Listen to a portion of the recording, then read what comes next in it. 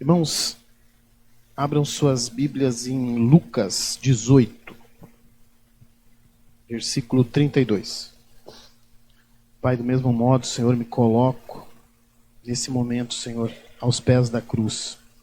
Que não seja eu, mas que seja o Teu Espírito falando. Que seja, Senhor, a Tua voz aqui dentro, Pai, que eu seja apenas um instrumento, um vaso, Senhor. Que eu possa transmitir, Senhor. Que eu possa ser um canal, Senhor. Que o Senhor possa tocar a vida e o coração de cada um, Pai. Que o Espírito possa agir esta noite, em nome de Jesus. Amém. Lá em Lucas 18:32, todos acharam? A palavra lá diz assim: pois será ele entregue aos gentios, escarnecido, ultrajado e cuspido. Esse final de semana a gente teve a abertura das Olimpíadas e quando eu não olhei, mas quando começou a aparecer nas redes sociais, apareceu essa imagem aqui. Eu confesso para vocês que a gente sente vários sentimentos quando a gente começa a ver que as pessoas estão pouco se importando com a imagem de Cristo. E essa imagem ela é muito forte e eu estava numa lan house e estava vendo sair papéis da impressora. Eu acho que era de uma igreja católica e ela fazia o seguinte chamado: Cristo precisa de você. E a gente eu fiquei pensando e olhando essa imagem, fiquei pensando, será que Cristo precisa de nós? Será que Cristo tem essa necessidade? Porque às vezes nós achamos que a gente faz tão pouco por Cristo. E a resposta é não. Cristo não precisa de nós. Porém, essas pessoas, elas precisam do Evangelho. Nós precisamos falar do Evangelho. Às vezes nós ficamos sentindo emoções, nós ficamos com raiva, nós ficamos decepcionados com algumas pessoas, mas nós não fizemos a nossa parte, que é apresentar Jesus a elas. Talvez essas pessoas nunca tiveram ouvido falar de Jesus, talvez elas nunca conheceram Jesus como nós conhecemos, e nós temos falado mal deles, nós temos apedrejado eles, nós temos sentido ódio em nosso coração. Nós, como cristãos, nós devíamos levar a palavra a eles, apresentar Jesus a eles. Nós não precisamos, Jesus não precisa de nós, é nós que precisamos de Jesus. Porque se eles tivessem Jesus no coração, eles jamais fariam aquilo ali. E aí eu vejo que Jesus morreu por aquelas pessoas ali, mas ele morreu por mim, por você, por qualquer um de nós. E às vezes nós estamos aqui indignados com o mundo lá fora, porque o mundo está horrível, mas o mundo sempre foi mundo. Quando mudou? Quando em uma parte da Bíblia vai dizer que Jesus andava com seus discípulos e foi pedir pouso em uma aldeia de samaritanos, e aí ele foi proibido de entrar. E aí nessa passagem lá em Lucas 9, 54, 55 diz: e os seus discípulos, Tiago e João, vendo isso, disseram: Senhor, queres que nós digamos que desça fogo do céu e os consuma, como Elias fez também? Jesus, voltando-se, porém, respondeu e disse: vós não sabeis de que espírito vocês sois. Então Jesus, ele vem como forma de amor, e nós, às vezes, por vermos ele ser rejeitado, nós queremos ser advogado dele, nós queremos fazer nós achamos que nós precisamos defendê-lo, em vez de pregá-lo, em vez de ensinar o que ele fez, de levar o nosso testemunho, o que ele tem feito na nossa vida, o que ele tem feito para que nós possamos ser pessoas melhores. E aí quando nós nos deparamos quando alguém faz algo errado, nós esbravejamos, nós ficamos bravos, nós não entendemos, porque a gente fala, claro, está na Bíblia, o amor está esfriando, mas a palavra também tem que ser pregada. Lá na Bíblia também fala que todos ouvirão da palavra de Jesus. Então está faltando as pessoas também se posicionarem para levar essa palavra. Nós não podemos simplesmente condenar as pessoas, porque nós também somos pó, nós também somos pecadores. Quem sou eu para julgar qualquer outra pessoa? Talvez ali eles tenham 1000 defeitos, mas Eu tenho outros piores. Então, assim, às vezes nós só olhamos para o defeito dos outros, mas nós, às vezes, traímos a confiança de alguém. Quando nós não guardamos um segredo, às vezes nós nos envolvemos com pessoas erradas, às vezes nós não conseguimos ser fiel a algumas pessoas, e nós também estamos traindo, nós não conseguimos nem ser fiel a Deus, que não nos exige muita coisa. E nós achamos que Jesus precisa de nós. E aí a palavra fala que quando ele entrou em Jerusalém montado num burro, os discípulos clamavam, e os fariseus foram repreendê-los, e Jesus disse: se eles se calarem, as pedras clamarão. E enquanto nós ficarmos quietos, vendo que as pessoas estão se destruindo por não conhecer a palavra, daqui a pouco as pessoas vão tropeçar na pedra e a pedra vão pegar a palavra. Porque nós estamos nos escondendo, porque nós não estamos fazendo a nossa parte, porque nós estamos muito preocupados com os nossos problemas, com as nossas circunstâncias, com os nossos sentidos, que nós estamos perdendo a parte principal da festa, que é conhecer Jesus, que é um ensaio, que é talvez não seja a parte principal que vai ser no céu, mas é um ensaio para que a gente chegue lá e a gente realmente possa viver em comunhão. Porque às vezes aqui a gente está criticando muitas pessoas, e aí a gente vai chegar no céu e aquela pessoa está lá, como é que eu vou conviver com ela? Como eu vou conviver com o irmão que eu passei a minha vida toda criticando e daqui a pouco ele foi muito mais fiel que eu? Então, nós precisamos ter cuidado e ter o discernimento, porque nós, às vezes, como cristãos, nós achamos que somos melhores, às vezes nós achamos que precisamos defender Jesus, e isso vem desde o tempo de discípulos. Às vezes nós achamos que nós precisamos ser Pedro, porque pegou a espada e que foi defender Jesus. E aí eu pergunto para vocês, quantas vidas o Pedro salvou com a espada? Pelo que eu saiba, nenhuma. Mas no dia de Pentecostes, Pedro abriu a boca e falou as palavras, falou de Jesus, só ali ele salvou quase 3.000 vidas.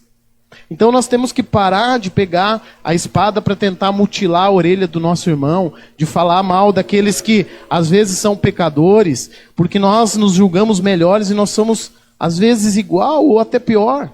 Cada um que olhe para dentro de si, veja os seus erros, reconheça, peça perdão.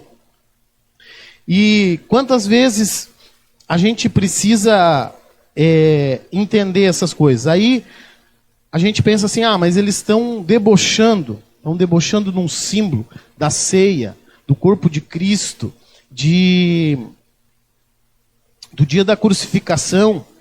Só que Jesus passou por todas aquelas coisas, desde a sua prisão até a sua crucificação, e quando ele estava lá sendo crucificado, ele não murmurou, ele não reclamou, ele não esbravejou, ele olhou para o céu e disse: Pai, perdoa-lhes, porque eles não sabem o que fazem.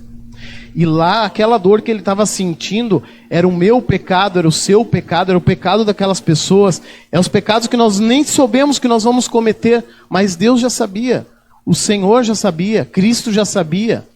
Então, às vezes, nós queremos tomar essa dor, nós queremos defender, nós queremos protegê-lo de uma coisa que ele foi cientemente, morreu por nós.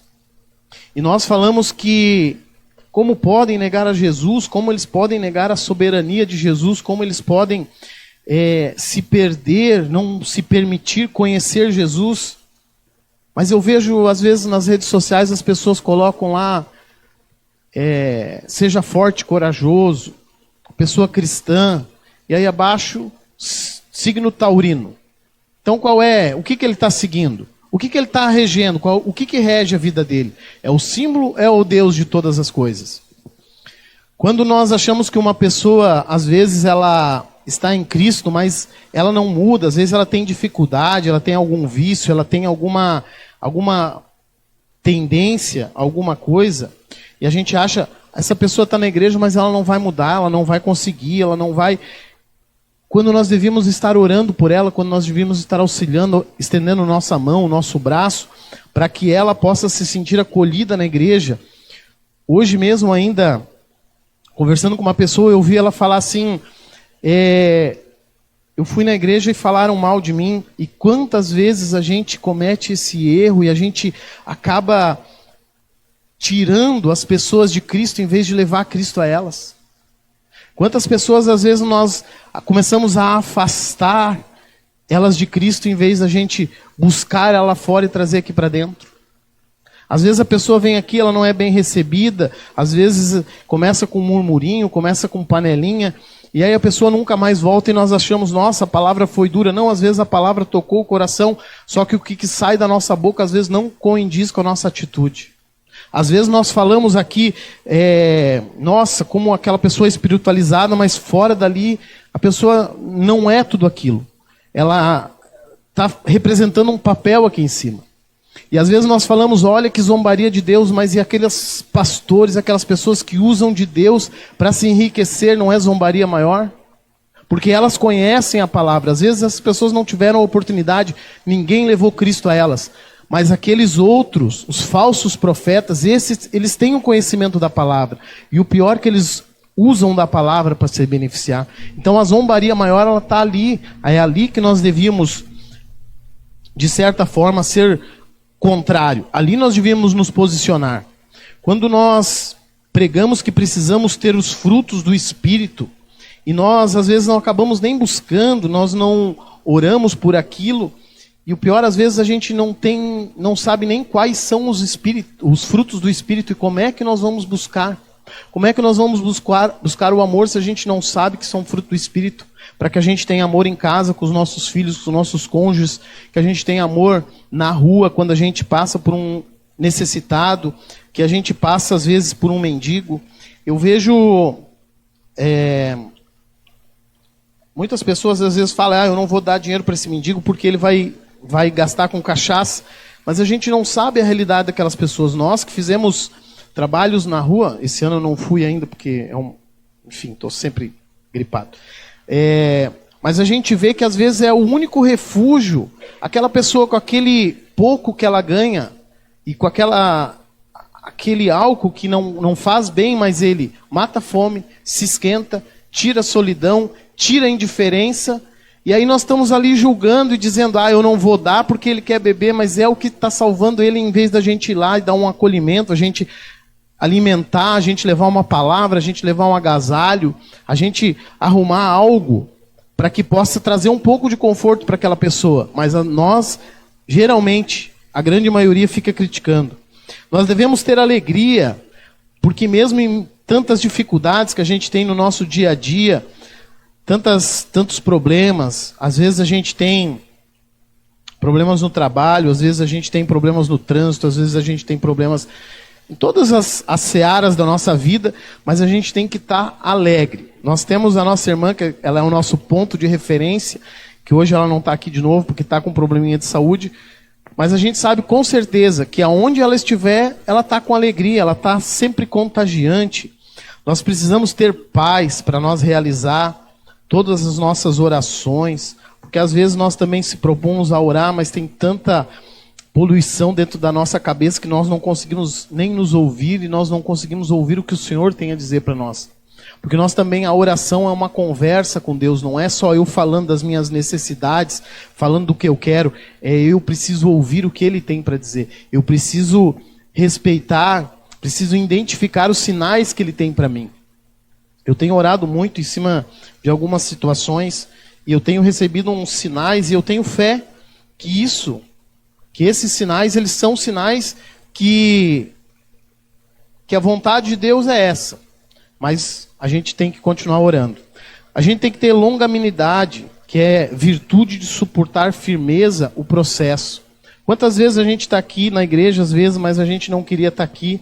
Quantas vezes a gente, às vezes, está num trabalho que não queria estar. Às vezes a gente está em alguma situação que até é desesperadora.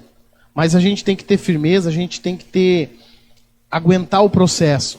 Porque a gente fala muito da parábola da videira, onde o Senhor é o agricultor, Jesus é o ramo e nós somos os galhos.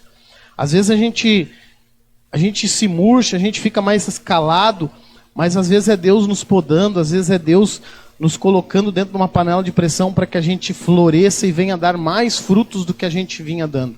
Às vezes a gente começa a crescer um pouquinho e a gente pensa, nossa, não, já estou dando fruto, agora está tudo certo, e a gente começa a dar muita folha e pouco fruto. E aí o Senhor vem lá e poda a gente fica encolhidinho, a gente volta para o processo, a gente começa a orar para nós mesmos, e aí nós começamos a voltar a florescer, crescer, e aí voltamos a dar mais frutos e mais frutos, até que talvez a nossa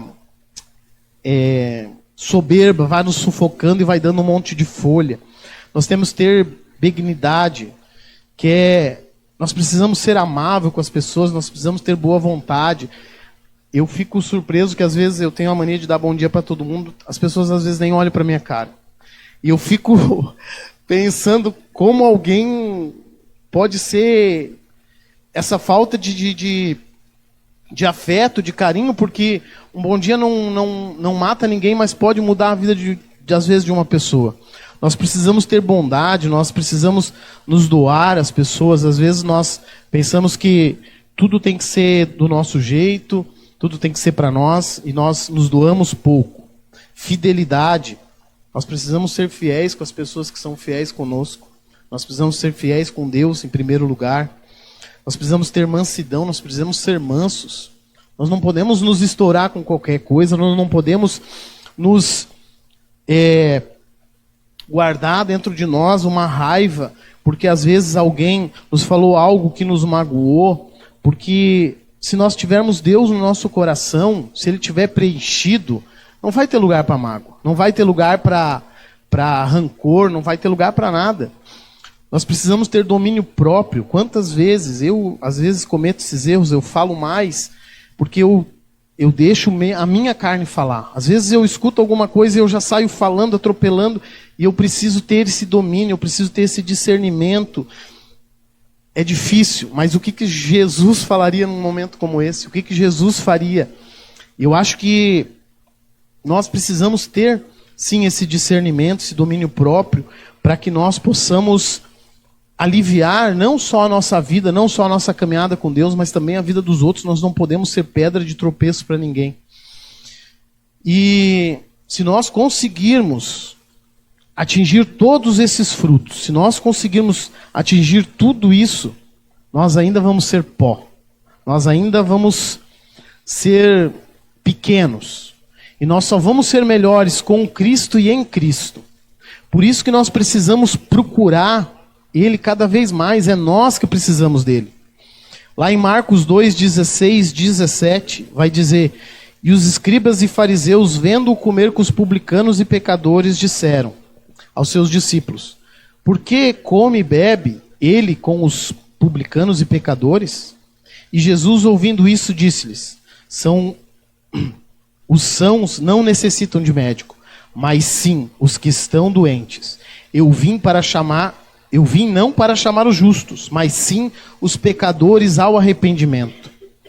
Então ele não procura pessoas boazinhas, pessoas que às vezes têm Deus dentro de si, e às vezes nem sabe que é Deus, mas eles seguem tudo que está escrito aqui. Eles são pessoas que têm todos os frutos do Espírito, e às vezes a única coisa que falta para eles é eles conhecer Jesus. E aí nós, como cristãos, nós como seguidores, nós não fizemos isso. Então Jesus não está procurando pessoas boazinhas, e ainda bem, porque assim ele acabou me encontrando aos 40 anos, e acabou encontrando muitas pessoas que tinham uma vida completamente torta, e acabaram se encontrando. Jesus encontrou eles e a gente se encontrou em Cristo. Mesmo Paulo, que para mim foi um dos maiores apóstolos, o maior escritor de epístolas, ele não se achava digno de receber toda a graça que Deus tinha para ele. E eu vejo tantas outras pessoas com soberba, se achando que são perfeitos, que conseguem conviver, assim, que eles não conseguem conviver com as imperfeições dos outros. E isso é muito complicado, ninguém é perfeito. Todo mundo é imperfeito. Até Jesus, quando um dia foi confrontado, ele disse: bom é o Pai. E aí nós, às vezes, nos achamos que nós somos bons, que nós somos dignos. Paulo já dizia: o bem que eu quero, esse eu não consigo fazer, mas o mal, esse sim. E se não fosse a graça de Deus, se não fosse o privilégio de Deus, se não fosse a misericórdia de Deus, se não fosse João 3,16, porque Deus amou o mundo de tal maneira que deu o seu único Filho, unigênito, para todos aqueles que nele crê, não pereça, mas tenham a vida eterna. Deus, ele é tão grandioso, tão misericordioso, e Jesus nos convida para o amor. Eu creio que João, o discípulo amado, ele não tenha falado que ele era o discípulo amado só porque ele achava que ele era tão íntimo de Jesus. Até porque nenhum outro discípulo fala isso de João. Mas João foi o único que viu a crucificação, que viu o amor de Cristo por nós. E eu acho que ele se sentiu tão amado por ver o sacrifício de Jesus representado na cruz, que ele disse: eu sou amado. Eu sou o discípulo amado, porque Jesus se entregou por mim. Todos nós aqui somos amados de Jesus, porque ele se entregou por cada um de nós. E na verdade Jesus, ele foi a profecia cumprida lá em Isaías 53, versículo 4 ao 6. Verdadeiramente ele tomou sobre si as nossas enfermidades, as nossas dores, levou sobre si, e nós o refutávamos por aflito, ferido de Deus e oprimido.